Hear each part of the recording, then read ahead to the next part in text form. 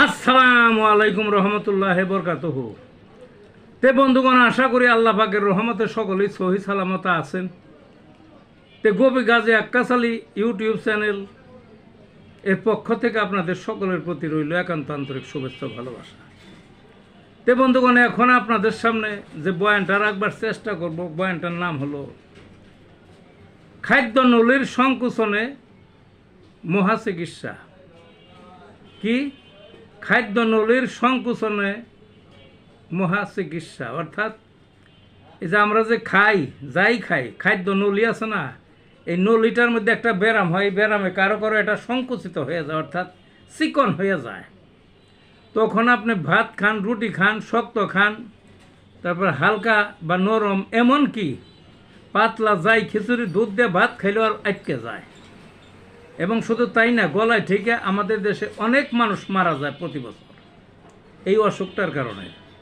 বিশেষ করে একটু বয়স যাদের হয় তাদের, বুঝলেন না, কাজে হেলা ফেলা নয়। হোমিওপ্যাথিতে এর সুন্দর চিকিৎসা আছে। তা আমি বেশি না, এগুলার চিকিৎসার ওষুধ বেশি লাগে না, তো ওই 2-3টা ওষুধ জানলেই যথেষ্ট।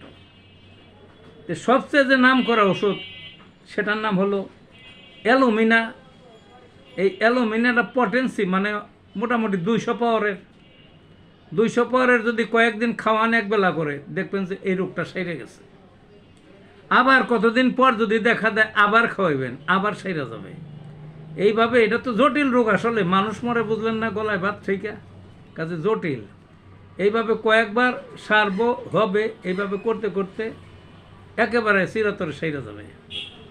এই ওষুধ যদি না খান তাইলে হেমামেলিস আর একটা ওষুধ আছে, ওটা 200 শক্তির, একই নিয়মে খাওয়াবেন প্রত্যেক দিন একবার করে।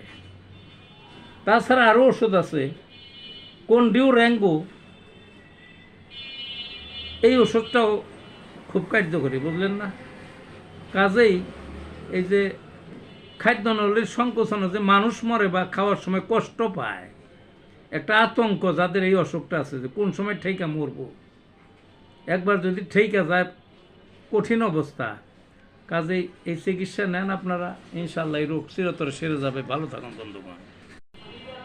আসসালামু আলাইকুম রহমতুল্লাহ বরকাতুহু। তে বন্ধুগণ, আশা করি আল্লাহ পাকের রহমতে সকলেই সহি সালামত আছেন। তে গোপী গাজী আক্কাস আলী ইউটিউব চ্যানেল এর পক্ষ থেকে আপনাদের সকলের প্রতি রইল একান্ত আন্তরিক শুভেচ্ছা ভালোবাসা।